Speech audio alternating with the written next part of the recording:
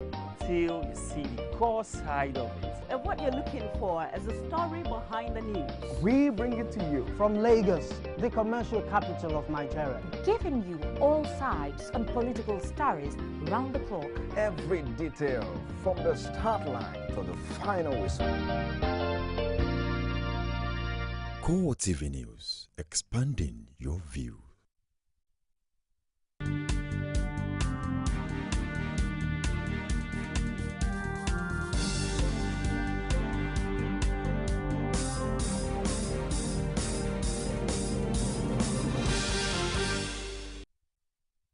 Hello there, this is CoreTV News of the Hour with Nifemi Oguntoye. Officials of the Nigeria Football Federation have ruled out sabotage as the cause of the early morning fire that gutted the glass house.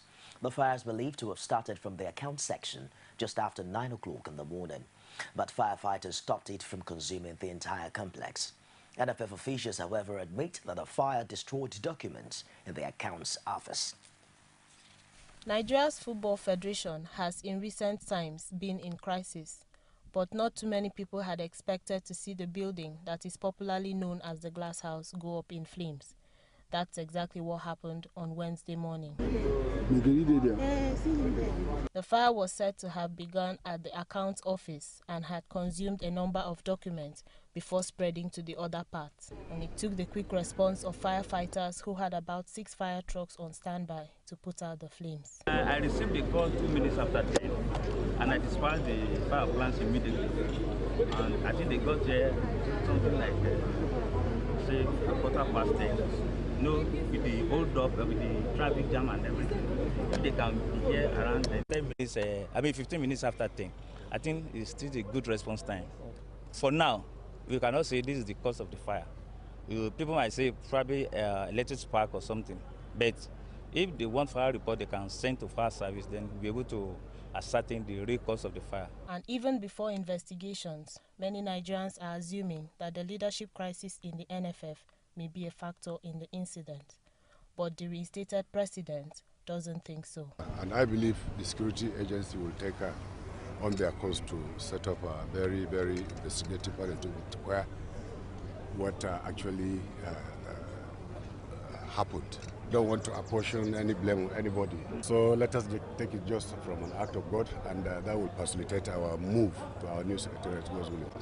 NFF Secretary General also ruled out sabotage, but provided more insight into the damage done by the fire. Important documents, to do with the Federation's activities and programs, were raised because virtually the archives in terms of all the FIFA videos and technical reports and everything that we have were put in there, before we will now be able to move into our new house. Well, the most important trophies, which is the Africa Cup of Nations and the FIFA Under-17 World Cup, are in the safe upstairs in the office. So, like I said, we will get to the root of this, and then we will find out what actually happened. But I am confident that at the end of the day, that we will get to the root of the matter. And it's been confirmed that investigations will be carried out on the fire incident. But if the crisis in the NFF is anything to go by, then it may be safe to say that the last has not been heard on the matter. Nigerian authorities have paid tribute to the memory of the consultant physician that treated the index case but later succumbed to Ebola virus on Tuesday night. Health Minister Onyebuchi Chukwu disclosed after the Federal Executive Council meeting that the late Ameya Dadevo had to physically restrain Patrick Sawyer from leaving the hospital during treatment. He added that if not for the 58-year-old consultant, the virus would have wreaked havoc on Nigeria by now. The total number of successfully managed cases who have been discharged home stands at 5. But the total number of deaths, including the index case, stands at 5 also. Currently, the number of Ebola virus disease cases in Nigeria is 2, made up of 1 doctor and 1 nurse who were part of the team that managed the index case, and they are presently on treatment at the isolation ward. The latest death occurred yesterday evening, and that's the death of the most senior doctor, a senior consultant physician and endocrinologist at the First Consultant Hospital, Lagos, Dr. Ameyo Adadevo. Regrettably, she lost her life to Ebola virus disease. Of course, she contracted the disease from the American who imported this disease into Nigeria in the course of treating that patient. Indeed, she had to even physically restrain this infected patient, the infected person, from escaping from the hospital when the latter attempted to do so, having been communicated that he was Ebola positive. Indeed, if that index case had escaped from hospital at that stage, it would have spelled disaster for Nigeria. Meanwhile, 62 out of 213 secondary contacts on the Ebola watch list of the Lagos state government are set for discharge anytime soon after completing the 21-day follow-up. Following Tuesday's death of the chief medical consultant of First Foundation Hospital in Lagos, Ameyo Adadevo, the state government has intensified its public awareness campaign on the deadly Ebola virus disease. The State Commissioner for Health, Jide Idris, while commended the heroic deeds of Adadevo and others who died in the line of duty, told journalists that 151 secondary contacts are still on the watch list and undergoing medical attention. We've had 12 confirmed cases, and on the whole, 5 have died. This includes the death recorded yesterday. We are currently following up 213 contacts. And of course, we're also aware that 62 of the contacts have completed their 21-day follow-up. So they'll be given letter of discharge. Yesterday, we recorded the death of the senior consultant endocrinologist of the First Consultant Hospital, Obalende, Lagos, Dr. Stella Shade Ameyo Adadevo. She it was who took the initiative to intimate the ministry concerning the index case, the Liberian-American Mr. Patrick Sawyer, and substantially to her credit, the moderate containment achieved we owed to her and her colleagues. She led the team who attended to the index case, and her doggedness and commitment to duty saw her personally reviewing the case even though the patient had earlier been seen by a doctor. No doubt, she and the other affected health workers are our heroes and heroines of the day. The Ministry of Health and indeed the Lagos State Government commiserates with their families, the co-workers, friends and loved ones on these irreparable losses, which, like we all say, was in the line of duty. The health commissioner, who highlighted the mode of transmission of the deadly virus, admonished persons infected to report early for treatment in order to improve their chances of survival. And indeed the federal government remains committed to containing this outbreak in concert with our partners. I encourage the private health sector to further cooperate with government and promptly report any suspected case. The need for basic universal precaution and barrier nursing should be uppermost amongst our healthcare workers. The government is also prepared to ensure that your businesses will enjoy an ongoing concerned status with our government. And like I say again, for ease of reference, the digital platforms are as we've given before: 0800 Ebola Help or 0800 32652 4357. The website still remains the same, www.ebolaalert.org. The facebook.com/EbolaAlert, and the Twitter @EbolaAlert. Nigeria's health authorities have denied reports of fresh Ebola cases in Lagos. There had been stories earlier in the day about another Liberian who tested positive to the virus in a Lagos hospital. Another report also indicated that there were 5 new cases, but Health Minister insists in a statement issued in Abuja that as at 7 p.m. on Wednesday night, no other Ebola case has been confirmed in Nigeria outside the 2 patients being treated in Lagos. He added that any new confirmed case of Ebola virus disease will be promptly announced by his office.